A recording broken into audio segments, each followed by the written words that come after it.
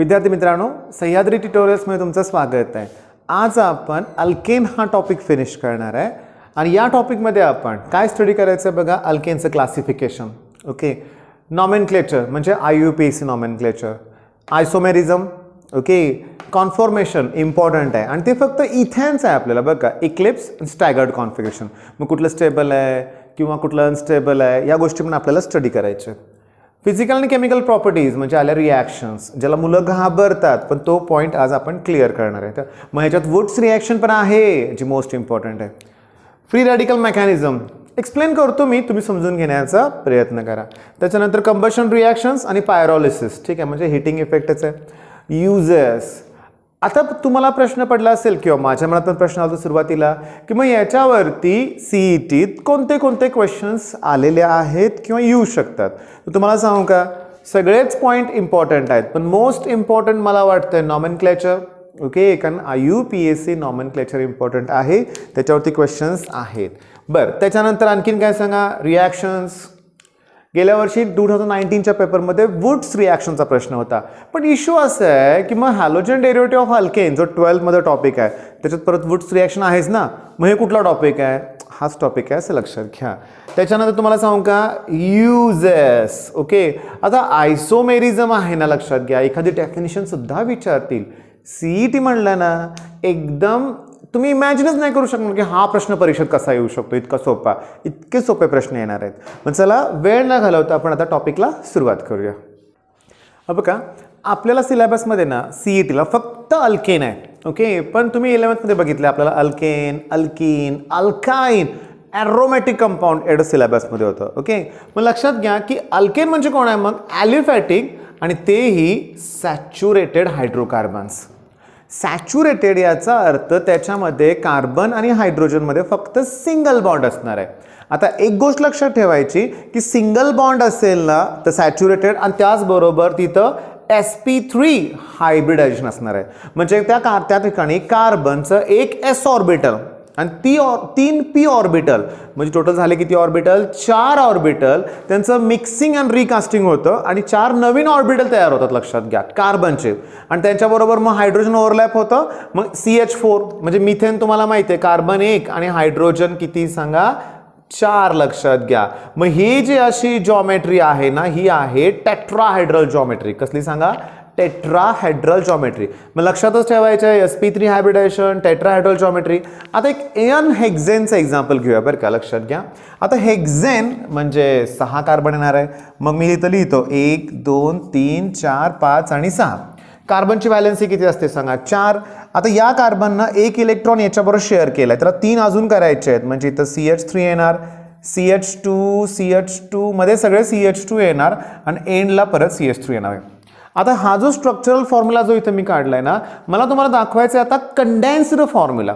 आता कंडेन्स्ड फॉर्म्युलामध्ये काय येतं बघा की हे CH3, ओके, ब्रॅकेटमध्ये मी CH2 4 टाइम्स लिहिलंय, 1 2 3 आणि 4, 4 टाइम्स, आणि परत लिहिलं मी CH3, मग हा झाला कसला, कंडेन्स्ड फॉर्म्युला। बॉन्ड लाईन पण फॉर्म्युला असतो, मला तुम्हाला एक्सप्लेन करायचं आहे। 6 कार्बन आहेत ना, चला हा पहिला कार्बन, 1 2 3 4 5 आणि 6, 1 2 3 4 5 आणि 6 झालं एन हेक्झेन। समजा एखादी इथं ब्रांच असती दुसऱ्या कार्बनला, तर इकडे ब्रांच काढली असती, आलं का लक्षात तुमच्या। म्हणजे आपण एखादं स्ट्रक्चर, आपण स्ट्रक्चरल फॉर्म्युला, कंडेन्स्ड फॉर्म्युला किंवा बॉन्ड लाईन फॉर्म्युला जरी दिला असेल तर ओळखता आलं पाहिजे। आता क्लासिफिकेशन ऑफ अल्केन म्हणलं ना, हा बघा, मी हे जे थिओरॉटिकल पार्ट आहे ना थोडंसं फास्ट एक्सप्लेन करतोय, कारण जास्त फोकस आपण थोडासा MCQ टाईप क्वेश्चन किंवा रिॲक्शनला आपल्याला जास्त वेळ लागणार आहे। आता क्लासिफिकेशनमध्ये बघा, स्ट्रेट चेन अल्केन म्हणजे या एन हेक्झेन सारखे, पण एखादी ब्रांच असेल तर ब्रांच चेन अल्केन, ब्रांचमध्ये परत आयसो अल्केन। आता आयसो म्हणजे काय माहिती आहे का, की जर दुसऱ्या कार्बनला मिथिल ग्रुप अटॅच असेल, बघा आता हा दुसरा कार्बन आहे चेनमध्ये, आता अजून एक लास्ट कार्बन आहे CH3 समजा, आता कार्बनची व्हॅलेन्सी 4 आहे, मग इथं अजून एक हायड्रोजन घेतला पाहिजे। मग दुसऱ्या कार्बनला जर मिथिल ग्रुप अटॅच असेल तर तो आयसो, लक्षात घ्या। आणि निओ म्हणजे काय, जर एक कार्बन 4 कार्बनला अटॅच असेल तर निओ। आता हे निओ पेंटेन आहे, कारण टोटल कार्बन किती आहेत, 5। आता कार्बनची व्हॅलेन्सी 4 असल्यामुळे इथे 3 हायड्रोजन येतील, प्रत्येक ठिकाणी. हे हायड्रोजन आणि इथला बॉन्ड टोटल काउंट 4 व्हायला पाहिजे, हे लक्षात घ्या. आता समजून घ्या, मग क्लासिफिकेशन फॉर्म फारसा अवघड नाही आहे. आता हे प्रायमरी 1 डिग्री म्हणजे प्रायमरी, सेकंडरी आणि टर्शरी कार्बन ॲटम म्हणजे काय एक्सप्लेन करतो. आता शांतपणे बघा, हा कार्बन एकाच कार्बनला अटॅच आहे म्हणजे हा झाला प्रायमरी. आता लक्षात आला असेल की तो कार्बन किती कार्बनला अटॅच आहे त्याच्यावरून तो प्रायमरी, सेकंडरी का टर्शरी ठरवतो आपण. मग साहजिक आहे हा कार्बन टर्शरी आहे. ऐकले सांगा बघू का? कारण तो 1, 2, 3 ला अटॅच आहे. आता हे सगळे जे आहेत ना प्रायमरी आहेत, हे लक्षात घ्या. आता समजून घ्या, हा कार्बन बघा इथं, हा कार्बन 1 आणि 2 कार्बनला अटॅच असल्यामुळे तो 2 डिग्री म्हणजे सेकंडरी आहे. म्हणजे कार्बनचे टाईप पण कळाले, प्रायमरी, सेकंडरी, टर्शरी. प्रत्येक इथं sp3 हायब्रिडाइज्ड कार्बन ॲटम असतो. जॉमेट्री टेट्राहायड्रल तुम्हाला मी सांगितलं, bond line diagram, bond line formula, condense formula, structural formula, हे सगळे फॉर्म्युले आले पाहिजेत. मग आता वेळ न घालवता चला आपण आता नेक्स्ट पॉईंट घेऊया. आता तुम्हाला सगळ्यांना ना हे माहिती आहे की compounds having same molecular formula but different structural formula म्हणजे आयसोमर्स. तसंच इथं आहे, ही जे कॉन्फॉर्मेशन ऑफ इथेन आहे ना, ओके, मॉलिक्यूल एकच आहे, पण इथं काय होतंय की हा जो बॉन्ड आहे ना तो आपण रोटेट करतोय आणि त्याच्यामुळं काय होतंय की तुम्हाला वेगळं स्ट्रक्चर इथं दिसतंय, लक्षात घ्या. मग एकाला आपण स्टॅगर्ड कॉन्फिगरेशन म्हणतोय किंवा कॉन्फॉर्मर्स, म्हणजे जसं आयसोमर्स असतात ना तर याला आपण कॉन्फॉर्मर्स म्हणू शकतो, रोटॅमर्स सुद्धा म्हणू शकतो, लक्षात घ्या. इकडं आहे इक्लिप्स. आता समजून घ्या, फारसा अवघड नाही आहे. हे जे रोटेशन जे करतो आपण त्याला आपण टॉर्शन अँगल म्हणणार आहे. मग आपण 60 डिग्रीने रोटेट करणार आहे. आता समजून घ्या, 2 प्रकारचे कॉन्फॉर्मेशन्स आहेत, न्यूमॅन कॉन्फॉर्मेशन आणि दुसरं जे आहे ते सॉहॉर्स कॉन्फिगरेशन. हे जरा समजायला तुमच्या लक्षात येईल, सोपं येईल बरं का. म्हणजे समजून घ्या, हे थोडंसं किचकट जाते, थोडंसं इथं लक्ष येतं का बघा, की सध्या या कंडिशनला म्हणजे स्टॅगर्ड कॉन्फिगरेशनमध्ये बघा ना की कार्बन 2 आहेत, ठीक आहे, त्यांच्यामध्ये डिस्टन्स आहेत, पण हायड्रोजन मधलं डिस्टन्स पण जास्त आहे. याचा अर्थ याची एनर्जी मिनिमम असणार आहे, इतर रिपल्शन होणारच नाही आहे. मग एनर्जी मिनिमम असेल तर तो स्टेबल असणार आहे. याचा अर्थ staggered configuration is more stable. लक्षात ठेवा, MCQ आहे. मग मोर स्टेबल कोण आहे? स्टॅगर्ड. मग ऑलमोस्ट 99% इथेन मॉलिक्यूल याच्यातच असतात. आता याला जर आपण रोटेट केलं 60 डिग्रीनं तर हे आपल्याला मिळेल असं. मग ते इक्लिप्स्ड असणार आहे. फक्त 1% इथेन त्या कॉन्फॉर्मेशनमध्ये असतं. का? कारण बघा ना, हे जवळ आलं की त्यांची एनर्जी इन्क्रीज होणार आणि एनर्जी जास्त म्हणलं की लेस स्टेबल असणार आहे. मग जो जास्त स्टेबल आहे त्याचंच पर्सेंटेज जास्त असणार ना. मग स्टॅगर्ड किती सांगा? 99%. इक्लिप्स किती? फक्त 1%. टॉर्शन अँगल 60 डिग्री असेल तर त्याला आपण काय म्हणायचं आहे? वाचा तुम्हीच. आणि टॉर्शन अँगल 180 असेल तर अँटाय किंवा अँटी. एक लक्षात घ्या, हे इंग्लिशचं प्रोनाऊन्सिएशन आहे ना, सांगू का तुम्हाला, ऑस्ट्रेलियन प्रोनाऊन्सिएशन वेगळं असतं, इंग्लंडमधलं वेगळं असतं, अमेरिकन आणखीन टोटली वेगळं असतं, लक्षात घ्या. त्यामुळे असे काही शब्द असतील ना, ह्याचं प्रोनाऊन्सिएशन थोडंसं वेगळं होऊ शकतं. मग हे कॉन्फॉर्मेशन ना, मी तुम्हाला सांगतो, थिअरीमध्ये ना कधीही याच्यावरती कधी कुठला क्वेश्चन आला नाही आहे.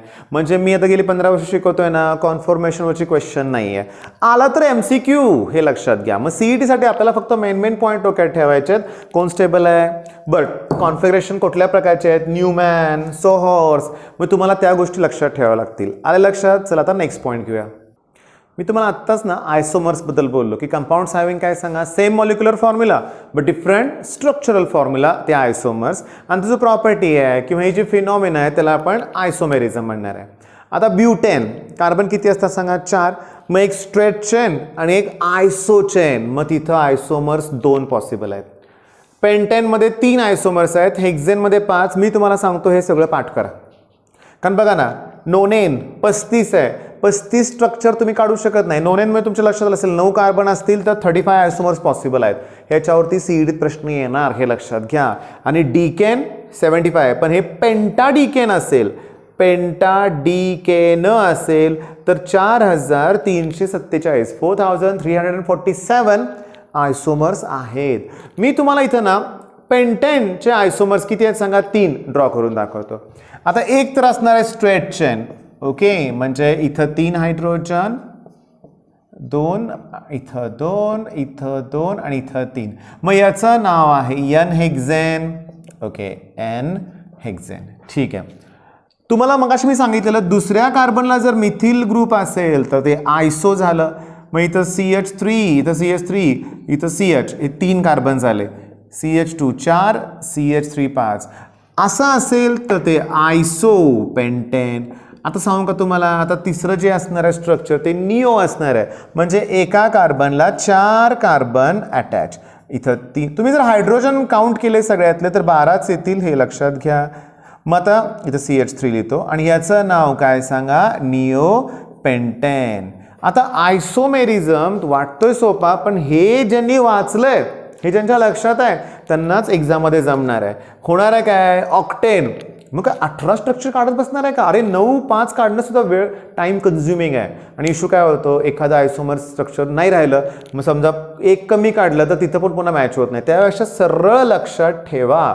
ओके, मग आयसोमेरिझम लक्षात आले. चला आपण आता मेन पॉईंट म्हणजे रिॲक्शन्स घेऊया. आता विद्यार्थी मित्रांनो, रिॲक्शनच्या अगोदर IUPAC नॉमेनक्लेचर घेऊया. मी बोललो तो रिॲक्शन, पण अगोदर IUPAC घेऊया आपण. आता IUPAC नॉमेनक्लेचर ते पण अल्केन. मग ह्यात कुठली ब्रांच नसणारच आहे. ब्रांच म्हणजे कुठलं, फंक्शनल ग्रुप कुठला अटॅच नसणार आहे. तर खूप इझी येणार आहे परीक्षेत, लक्षात घ्या. म्हणजे बघा, समजून घेण्याचा प्रयत्न करा. असं एक स्ट्रक्चर येईल आणि तुम्हाला विचारतील याचा IUPAC नेम. तरी पण सांगू का, काही क्षुल्लक चुकामुळे तुमचे मार्क्स जाऊ शकतात. आता IUPAC मधले पहिला रूल काय, लॉंगेस्ट चेन सिलेक्ट करायचा आहे. करा बघू इथं लॉंगेस्ट चेन. व्हिडिओ पॉज करा वाटल्यास. इथं लॉंगेस्ट चेन मध्ये कार्बन किती आहेत तुम्ही बघा. ठीक आहे, आता बघा. बरेच जण म्हणतील 1 2 3 4 4 कार्बन आहेत लॉंगेस्ट चेन मध्ये. मग ब्रांच कुठले आहेत, इथिल आणि मिथिल. 2 वेगळे जर ब्रांच असतील असे तर अल्फाबेटिकल ऑर्डरनुसार नाव लिहिणार. साहजिकच सुरुवातीला इथिल येणार, ई, आणि नंतर मिथिल येणार. ओके, पण एक काम करूया, पहिल्यांदा हा प्रश्न बघूया. प्रश्न कसा आला एक्झाम मध्ये माहिती आहे का, CET म्हणूया आपण, MCQ आलाय हा, की हे 2 इथिल प्रोपेन एका स्टुडंटला आन्सर लिहिलंय, पण ते रॉंग आहे असं त्यांचं म्हणणं आहे. मग करेक्ट नेम काय असेल असं त्यांनी विचारलंय. आता बघा, 2 इथिल प्रोपेन. आता प्रोपेन म्हणजे कार्बन किती सांगा, 3. त्यातल्या दुसऱ्या कार्बनला इथिल ग्रुप आहे, म्हणजे कोण, C2H5. मग इकडे येणार CH3, इथं 1 हायड्रोजन, कारण टोटल बॉन्ड 4 व्हायला पाहिजे. 3 बॉन्ड आहेत, मग 1 नाही आहे, मग 1 हायड्रोजन आहे. 1 बॉन्ड आहेत, टोटल 4 म्हणजे इथं 3 हायड्रोजन येतात, लक्षात घ्या. आता मग त्या मुलानं कसं, जसं आपण इथं नंबरिंग दिलं तसं दिलं असणार नंबरिंग 1 2 3, 2 इथिल प्रोपेन ऑप्शन असतोच तो, मग आहे बरोबर आहे असं वाटतं. पण त्यांनी काय स्पष्टपणे सांगितलं की हे चुकीचं आहे, बरोबर काय ते.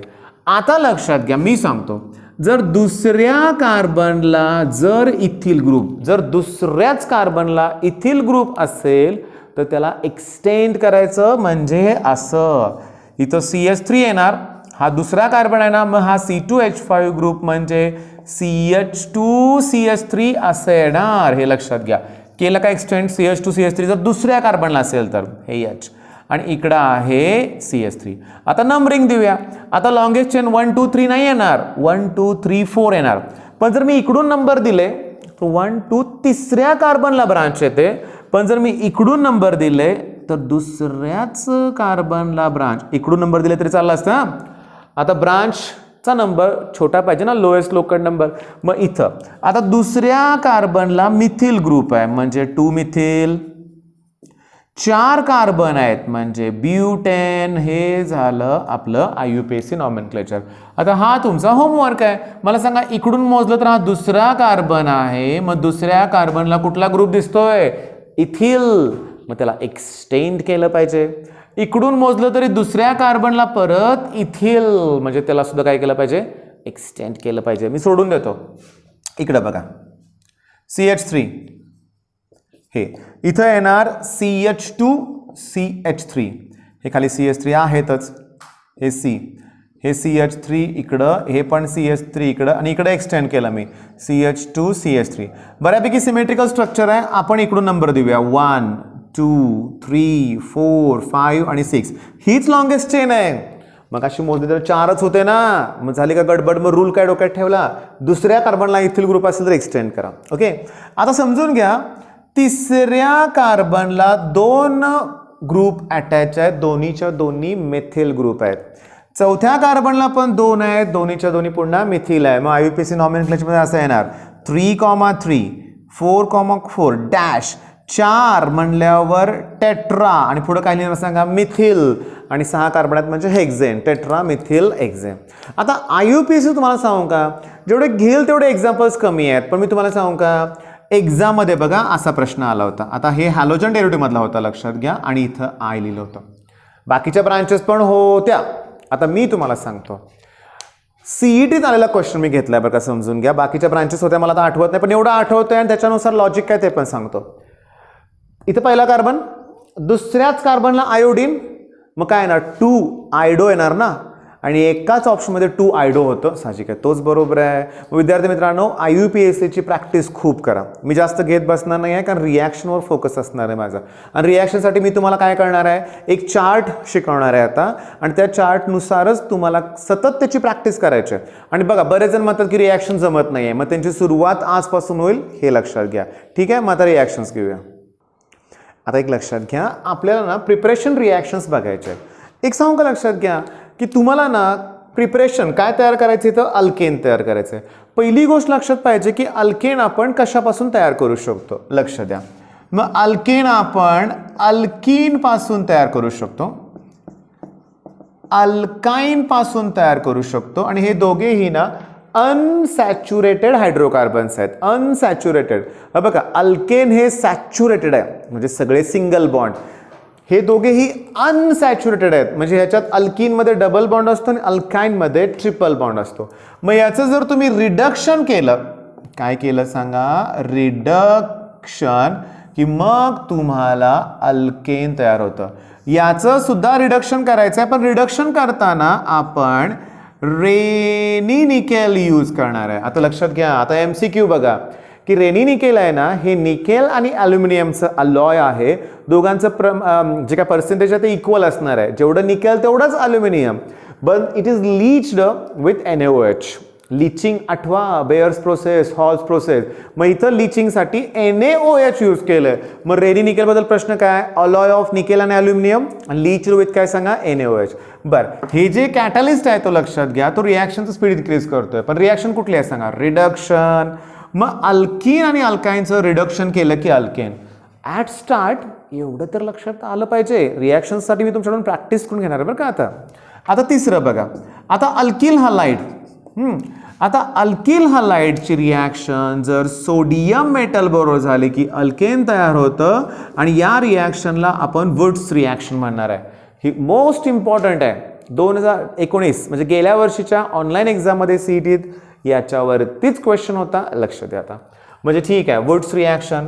अजून सांगतो की अल्किल हलाइडचं जर रिडक्शन केलं, म्हणजे बघा रिडक्शन म्हणजे ॲडिशन ऑफ हायड्रोजन, तरी देखील अल्केन तयार होतं, पण तिथं वापरायचं आहे ZnCu कपल आणि अल्कोहोल की जे आपल्याला नॅसेंट हायड्रोजन प्रोव्हाइड करतात. आता मोस्ट इम्पॉर्टंट लक्ष द्या, sodium salt of fatty acid म्हणजे RCOOAG, आणि याची रिॲक्शन जर सोडा लाईम बरोबर झाली तर soda lime is a mixture of NaOH आणि कॅल्शियम ऑक्साईड की अल्केन तयार होतो. आता लक्ष द्या, आता मी असे बघितलं बघा बऱ्याचशा चॅनलवरती, म्हणजे व्हिडिओज मी बघितलेत, लक्षात घ्या की बरेचसे केमिस्ट्री शिक्षक काय करतात की इथं पिरियॉडिक टेबल असेल म्हणजे ते गाणी म्हणून वगैरे पाठ करून घेतात, लक्षात घ्या. म्हणजे मी बऱ्याच ठिकाणी हे बघितलंय, मुलांना ते आवडतंय पण ओके, एका तसा वेगळा शॉर्टकट असलं लक्षात येतं. मला ते आवडत नाही आहे, लक्षात घ्या. माझं काय म्हणणं आहे की ह्या गोष्टी तुमच्या लक्षात आलं पाहिजे. यासाठी कुठलं गाणं तयार करायची अशी इच्छा असते तर तुमचं तुम्ही तयार करा, लक्षात ठेवण्याचा प्रयत्न करा. म्हणजे बघा अल्कीन, अल्काइन, अल्किल हलाइड आणि sodium salt of fatty acid, ठीक आहे, NaCOOAG. ओके, आता लक्षात घ्या, एक एक रिॲक्शन आपण अगोदर बघूया. आता सुरुवात करूया आपण डायरेक्टली वुड्स रिॲक्शन पासून. ओके, आता होतं काय बघा, मी तर लिहितोय वुड्स रिॲक्शन. आपल्याला 5 रिॲक्शनचं स्टडी करायचं आहे. मग वुड्स रिॲक्शनमध्ये alkyl halide, okay, alkyl halide त्याची रिॲक्शन कुठल्या मेटल बरोबर, सोडियम मेटल बरोबर. ओके, म्हणजे इथं लिहितो मी Na, पण पुन्हा मी एक अल्किल हलाइड घेतो, लक्षात घ्या, आणि इन प्रेझेन्स ऑफ ड्राय इथर, म्हणजे इथं सॉल्वंट कोण आहे, ड्राय इथर. मग या रिॲक्शनमध्ये काय होतं, इथं मी 2 घेतोय, हे मॉलिक्यूल वेगळे होतात आणि तयार होतं ते त्याचं ना आपण अल्केन म्हणूया, आणि ट्वाइस NaX, X म्हणजे हॅलोजन आहे, मग तो क्लोरीन किंवा ब्रोमीन किंवा आयोडीन असेल. फ्लोरीन घेणार नाही आहे का त्याच्या रिॲक्शन एक्सप्लोजिव्ह असतात, लक्षात घ्या. आता समजून घेण्याचा प्रयत्न करा. इथं मी जे शॉर्ट नोट तुम्हाला देतोय ना, हे सगळे पॉईंट्स तुम्हाला लिहायचे आहेत. मग वुड्स रिॲक्शन, पहिला पॉईंट, वुड्स रिॲक्शनमध्ये अल्किल हलाइडची रिॲक्शन कोणत्या मेटल बरोबर होते? सीडी चालला प्रश्न आहे. मग कोणता मेटल? सोडियम. बर, याच्यात methane can not be produced, ही पण MCQ आहे. Methane can not be produced. बर, हे महत्वाचं आहे. दुसरी गोष्ट, हायर अल्केन तयार होणार. बघा ना, इथे एक आर ग्रुप आहे, इथं 2 आर ग्रुप झाले, लक्षात घ्या. म्हणजे जे तयार होणारे अल्केन आहे त्यात ऑड नंबर ऑफ कार्बन येण्याची शक्यता कमी आहे. डबल झाल्यामुळे इव्हन येणार ना, म्हणजे हायर अल्केन तयार होणार. आता अजून एक MCQ काय लक्षात घ्या, डिफरंट अल्किल हलाइड घेतल्यावर काय होऊ शकतं.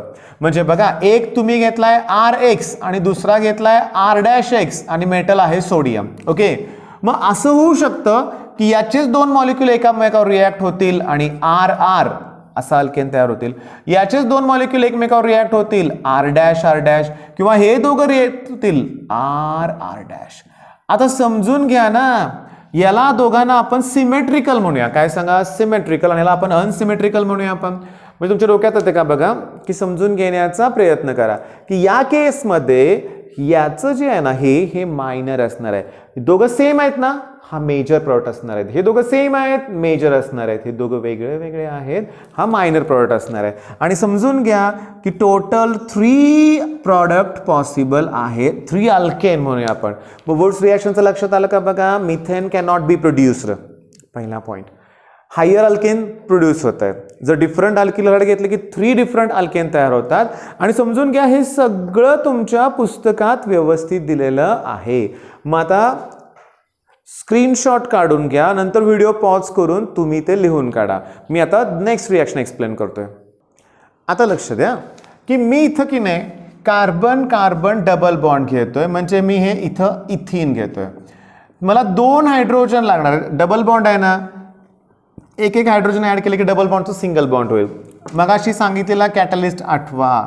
हायड्रोजनेशन म्हणलं की रेनी निकेल, आणि rainy nickel is a alloy of nickel aluminium leached with NaOH. आता होणार काय बघा की ही ॲडिशन रिॲक्शन आहे सिंपल, आणि या केसमध्ये इथेन तयार होणार. आता मी काय करतोय बघा, कार्बन कार्बन ट्रिपल बॉन्ड घेतोय. मग इथे एकाच हायड्रोजनची गरज आहे, कारण कार्बनची व्हॅलेन्सी 4 आहे. इथं मात्र काय होणार, जर मी एकच हायड्रोजन ऍड केला ना, ट्रिपल बॉन्डचं डबल बॉन्ड होईल. पण मला सिंगल बॉन्ड पाहिजे, त्यामुळे इथं ट्वाइस हायड्रोजन. ॲरोवरती परत तेच लिहिणार आपण, काय सांगा, रेनी निकेल, आणि तयार काय होणार, H3C. 2 हायड्रोजन इकडं 2 हायड्रोजन इकडं ऍड होणार ना, म्हणजे इथेनच तयार होतं. म्हणजे बघा, अल्कीन, अल्काइन, अल्किल हलाइडचं पण आपण एक घेतलं. अजून एक अल्किल हलाइडचं एक्झाम्पल घेऊया. तर लक्ष द्या बघा, इथिल ब्रोमाइड C2H5Br, याचं का नाही मी रिडक्शन करतोय नॅसेंट हायड्रोजन. तुम्हाला मगाशी सांगितलं आठवतं का बघा, की नॅसेंट हायड्रोजन कोण प्रोव्हाइड करतंय आपल्याला, ZnCu कपल आणि अल्कोहोल. ठीक आहे, मग ZnCu कपल आणि अल्कोहोल आपल्याला नॅसेंट हायड्रोजन प्रोव्हाइड करतात, तो हा. आता हा इथं होतं काय बघा, ह्यातला एक हायड्रोजन ह्याला सबस्टिट्यूट करतोय आणि मला इथं C2H6 मिळेल. ठीक आहे, आणि एक हायड्रोजन आणि हे ब्रोमीन मला HBr मिळेल. मग झालं का, म्हणजे काय मिळालं मला, इथॅन मिळालं. म्हणजे मला इथिल ब्रोमाइड पासून इथॅन मिळालं. आता मी परत इथिल ब्रोमाइड लिहिलंय जाणून बुजून. इथं मी त्याची रिॲक्शन कुठल्या मेटलवर केली, सोडियम मेटल. सोडियम मेटल म्हणजे की वुड्स रिॲक्शन. वुड्स रिॲक्शन म्हणजे हायर अल्केन तयार होणार. मग इथिलचं इथं जसं इथेन तयार झालं तसं इथं इथिलचं इथेन नाही, हायर अल्केन. बघा आता पुन्हा एक मॉलिक्यूल घेतो आपण, Br आणि C2H5. सॉल्व्हंट तुम्हाला माहित आहे, ड्राय इथर. आता तयार काय होणार बघा, हा ग्रुप आणि हा ग्रुप एकत्र आला की C4H10 तयार होईल आणि NaBr सेपरेट होईल. म्हणजे इथं ब्युटेन तयार झालं. मग तुमच्या लक्षात आलं पाहिजे परीक्षेत, जर कार्बन काउंट डबल होत असेल तर ती वुड्स रिॲक्शन असणार. लक्षात घ्या, कार्बन काउंट 2 कार्बन आहेत तेवढेच आहेत, मग तुम्हाला रिडक्शन करावं लागेल युझिंग ZnCu कपल आणि अल्कोहोल. 5 पैकी 4 रिॲक्शन झाले आपल्या. Alkyne, alkyne, alkyl halide, alkyl halide. आता एक उरलं होतं बघा, sodium salt of fatty acid. आता मी सोडियम ॲसिटेट घेतो, CH3COONA. त्याची रिॲक्शन सोडा लाईन बरोबर, म्हणजे NaOH आणि कॅल्शियम ऑक्साईड. मग होतं काय बघा की हा प्रॉडक्ट वेगळा होतो, Na2CO3 आणि हा H इथं ॲड होतो. मग ऑलरेडी CH3 होतं, एक ॲड झालं की CH4 झाला की मिथेन तयार. आणि अजून काय तयार होतं इथं, Na2CO3. बघा ना, हे सोडियम 2 आहेत, कार्बन 1 आहेत आणि ऑक्सिजन 3 आहे. म्हणजे ही रिॲक्शन पण इम्पॉर्टंट आहे. समजून घ्या, तुमचं डोकं कसं चालवायचं, इथं मिथेन तयार करायचं आहे ना, समजा युझिंग सोडा लाईम असं विचारतील. मग मिथेनमध्ये कार्बन 1 आहे, तो एक कार्बन मला इथं घेतला पाहिजे, म्हणजे एक कार्बन असणारा ग्रुप मिथिल घेतला पाहिजे. इथे जर मला इथेन तयार करायचं असतं, इथेन, तर मला इथं सोडियम प्रोपियोनेट घेतलं पाहिजे. मी प्रोपियोनेट का म्हणलं माहिती आहे का, कारण इथले 2 कार्बन C2H5 आणि हा एक कार्बन IUPACला बघा, हा कोण आहे माहिती आहे का, इथे एक सोडियम आहे, कार्बन 2 आहेत, म्हणजे सोडियम इथॅनोएट आहे 2 कार्बन असल्यामुळं. मग मला असं वाटतं की प्रिपरेशन रिॲक्शन तुमच्या लक्षात आलेत. आता आपण केमिकल प्रॉपर्टीज बघूया. आता अल्केनच्या जास्त रिॲक्शन्स नाहीच आहेत बघा. जर आपण अल्केनचं हॅलोजनेशन केलं, म्हणजे त्याची रिॲक्शन कोणाबरोबर, क्लोरीन नाहीतर ब्रोमीनच लक्षात घ्या. इथं आयोडीन पण आपण नाही घेणार, कारण आयोडीनची रिॲक्शन रिव्हर्सिबल असते आणि फ्लोरीनची कशी असते, एक्सप्लोजिव्ह असते, अनकंट्रोलेबल. त्यामुळे फ्लोरीन नाही. बघा, ही MCQ परीक्षेत आली होती CETत, की which of the following halogen is not used, किंवा reactions of which of the following are explosive असा प्रश्न होता. मग आन्सर काय होतं, फ्लोरीन, ज्याचे रिॲक्शन्स एक्सप्लोजिव्ह असतात. मग जर मी क्लोरीन आणि ब्रोमिनेशन केलं तर साहजिक आहे अल्किल क्लोराईड, म्हणजे इथं अल्किल हलाइड तयार होतं. म्हणजे अल्केनचं हॅलोजनेशन केलं की अल्किल हलाइड.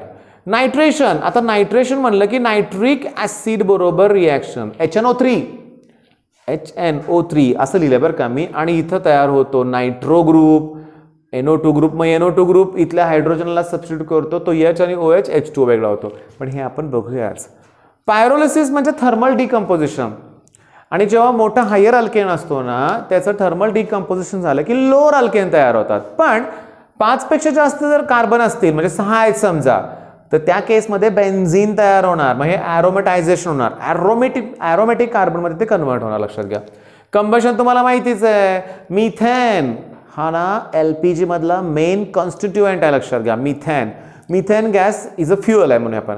मग त्याचं कंबशन झालं की कार्बन डायऑक्साईड आणि वॉटर तयार होतं, हे सगळ्यांना माहिती आहे. म्हणजे 4 रिॲक्शन आहे आपल्या, पटकन होतील. पण सगळ्यात महत्त्वाचं बघा, CET 2019ला आलेला प्रश्न मी इथं लिहिला आहे. इश्यू काय होतं माहिती आहे का, मग मुलं गोंधळतात. लक्षात घ्या, असं काय बघितलं की बघा, मी तुम्हाला सांगितलंय RX म्हणजे आत्ता बोललो अल्किल हलाइड. चला, मेटल कुठलं आहे, सोडियम मेटल आहे, म्हणजे वुड्स रिॲक्शन डोक्यात ठेवा. मग जसं आपण वुड्स रिॲक्शन लिहितो ना तसं लिहूया आपण.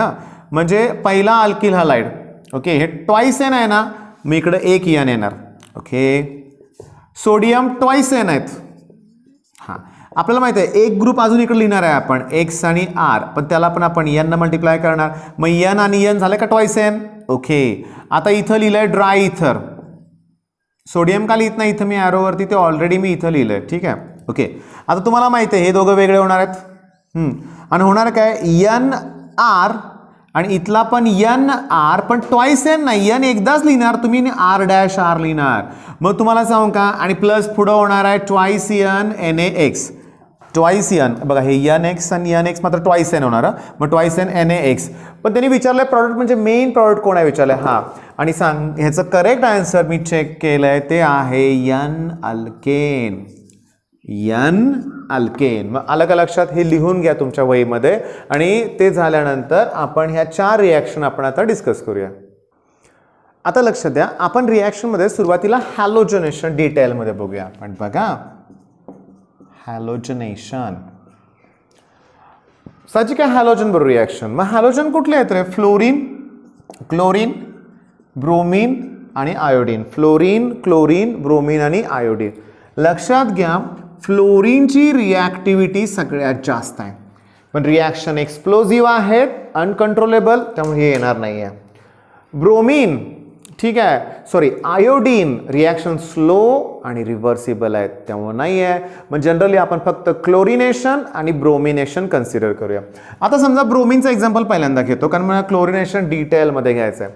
आता समजा ब्रोमीन, मग बघा मी इथं इथेन घेतलं, त्याची रिॲक्शन ब्रोमीन बरोबर केली तर मला इथं ॲल्युमिनियम ब्रोमाइड घ्यावं लागेल. कॅटलिस्ट ॲल्युमिनियम ब्रोमाइड ॲक्च्युली ना तो इथं फ्री रॅडिकल्स तयार करतो, लक्षात घ्या. मग होणार काय, ह्यातला एक ब्रोमीन एका हायड्रोजनला सबस्टिट्यूट केल्या नंतर इथं 5 हायड्रोजन आणि ब्रोमीन आणि हा इथला H आणि Br तयार होणार HBr, म्हणजे झालं इथिल ब्रोमाइड.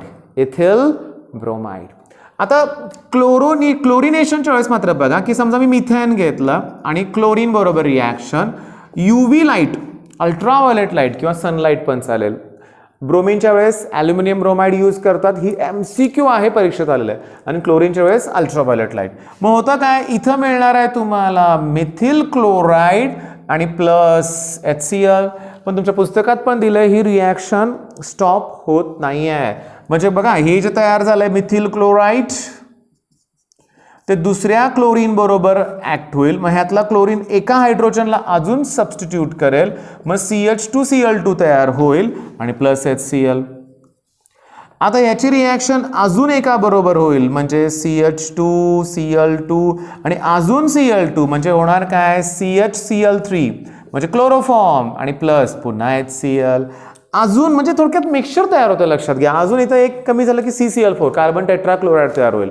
मग आता लक्षात घ्या की हॅलोजनसमध्ये पहिले 2 पॉईंट कुठले, एल ब्रोमाइड कधी जर ब्रोमिनेशन करायचं असेल तर, क्लोरिनेशन करायचं असेल तर अल्ट्राव्हायोलेट लाईट.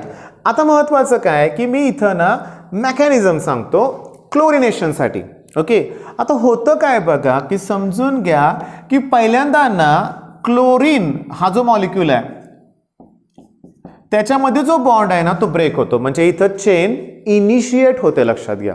म्हणजे मेकॅनिझममध्ये फर्स्ट स्टेप कुठली सांगा, चेन इनिशिएट म्हणजे स्टार्ट होते म्हणूया आपण. मग हा बॉन्ड ब्रेक, आता हे दोघेही क्लोरीन आहेत, दोघांची इलेक्ट्रोनिगेटिव्हिटी सेम असणार आहे, तर दोघेही एक एक इलेक्ट्रॉन रिटेन करणार आहे. म्हणजे मी एक ॲरो असा काढतो एक इकडं, म्हणजे दोघांच्याकडं एक एक इलेक्ट्रॉन आहे. मग हे आहेत फ्री रॅडिकल्स, म्हणजे चेन इनिशिएट होते, फ्री रॅडिकल्स फॉर्म होतात. आता हे जे फ्री रॅडिकल्स आहेत ना हायली रिॲक्टिव्ह असतात. आता चेन प्रोपेगेट होणार म्हणजे काय होणार बघा की हे जे आपल्याकडे मिथेन होतं त्याच्या क्लोरीन फ्री रॅडिकल काय करणार, यातला हायड्रोजन ॲब्स्ट्रॅक्ट करून घेणार आणि HCl तयार होणार, लक्षात घ्या. पण HCl आणि मिथिल फ्री रॅडिकल तयार झाला. ओके, आता ही स्टेप अशीच कंटिन्यू राहणार, म्हणजे चेन प्रोपगेट होत राहणार. म्हणजे बघा चेन इनिशिएट कशी झाली, ह्यानं एनर्जी ॲब्सॉर्ब केली, फ्री रॅडिकल तयार झालं. चेन प्रोपगेट कशी होते, ते मिथेन बरोबर रिॲक्ट होत आहेत आणि मिथिल फ्री रॅडिकल तयार होत आहेत. आता चेन लास्टला आपल्याला टर्मिनेट केली पाहिजे ना, मग चेन टर्मिनेट करताना काय होतं लक्षात घ्या. बघा 3 गोष्टी होतात. एक तर मिथिल फ्री रॅडिकल जर मिथिलच फ्री रॅडिकल बरोबर रिॲक्ट झाला तर ethane as a bye product मिळेल स्मॉल अमाऊंटमध्ये, पण चेन स्टॉप होईल ना. पण मिथिल जर क्लोरीन बरोबर रिॲक्ट झाला तरी मिथिल क्लोराईड म्हणजे जो इम्पॉर्टंट प्रॉडक्ट तो मिळेल. आणि क्लोरीन फ्री रॅडिकल क्लोरीन बरोबर परत रिॲक्ट झाला तर क्लोरीन मॉलिक्यूल तयार होईल. म्हणजे बघा 3 स्टेप मेकॅनिझम तुम्हाला लिहायचे आहे, चेन इनिशिएट, चेन प्रोपगेशन आणि चेन टर्मिनेशन म्हणूया आपण. मग तुम्हाला हॅलोजनेशन लक्षात आलं, ऑर्डर ऑफ रिॲक्टिव्हिटी पण लक्षात आलं, फ्लोरीनचे रिॲक्शन का नाहीत, आयोडीनचे का नाहीत, हे पण पॉईंट्स लक्षात ठेवा. आता आपण नेक्स्ट रिॲक्शन बघूया. आता शेवटी रिॲक्शन कुठले आहेत बघा, नायट्रेशन, पायरोलिसिस आणि कंबशन. नायट्रेशन पण इम्पॉर्टंट आहे कारण 12th मध्ये आपल्याला कंपाऊंड कंटेनिंग नायट्रोजन नावाचा एक टॉपिक आहे, त्यात नायट्रो अल्केन हा पार्ट आहेच. समजून घ्या की समजा मी आता इथं इथेन घेतलं आणि त्याची रिॲक्शन नायट्रिक ॲसिड बरोबर केली.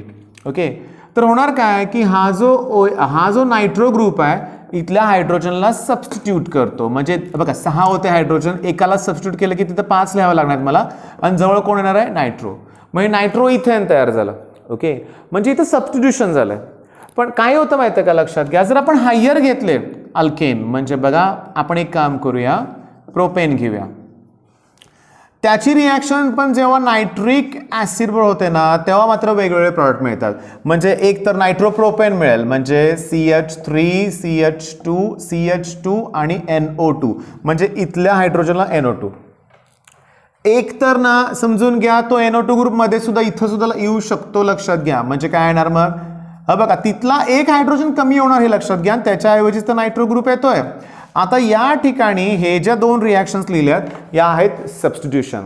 पण कार्बन कार्बन बॉन्ड सुद्धा ब्रेक होऊ शकतो, लक्षात घ्या. मग हा बॉन्ड ब्रेक झाला तर इकडे एकच कार्बन आहे, तो प्रॉडक्ट वेगळा, इकडे दोन कार्बन आहेत, मग तो प्रॉडक्ट वेगळा, असं पॉसिबल होऊ शकतं in case of higher alkane.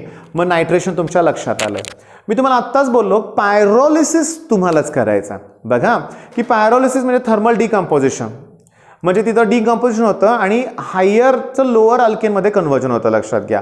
आणि सगळ्यात महत्त्वाचं 6 कार्बन असेल तर बेन्झीनमध्ये रिॲक्शन तयार होतं. मग तुमच्या पुस्तकात दिलंय की सगळ्यात महत्त्वाचं की एन हेक्झेन 6 कार्बन आहे, तिथं तुम्हाला की नाही लक्षात घ्या की हिटिंग करतोय आपण in presence of Cr2O3, chromium oxide Cr2O3, 10 to 20 atmospheric pressure आहे. मग इथं बेन्झीन तयार होतंय पण हायड्रोजन वेगळं होतंय.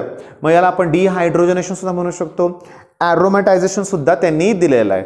आता लास्टचा पार्ट म्हणजे कंबशन रिॲक्शन. मी तुम्हाला अगोदरच सांगितलंय की कंबशन रिॲक्शन या आपल्याला थर्मोडायनॅमिक्समध्ये पण झालेत. कंबशनसाठी ऑक्सिजनची गरज आहे आणि कंबशनचे 2 प्रॉडक्ट ठरलेले आहेत, CO2 आणि H2. आता रिॲक्शन बॅलन्स करूया. हायड्रोजन 4 आहेत, याला 2 न मल्टिप्लाय करूया.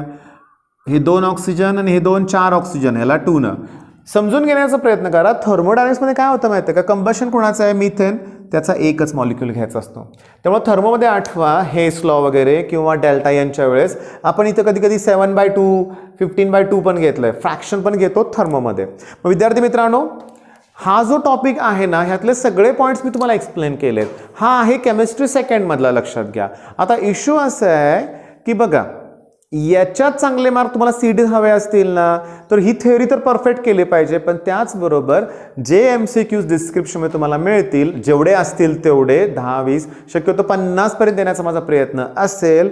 ते जर तुम्ही व्यवस्थित तुमच्या शॉर्ट नोट्स तयार केल्या याच्यावरचा एक क्वेश्चन हमखास आपल्याला मार्क देऊन जाणार आहे, लक्षात घ्या. विद्यार्थी मित्रांनो, तुम्हाला बेस्ट ऑफ लक.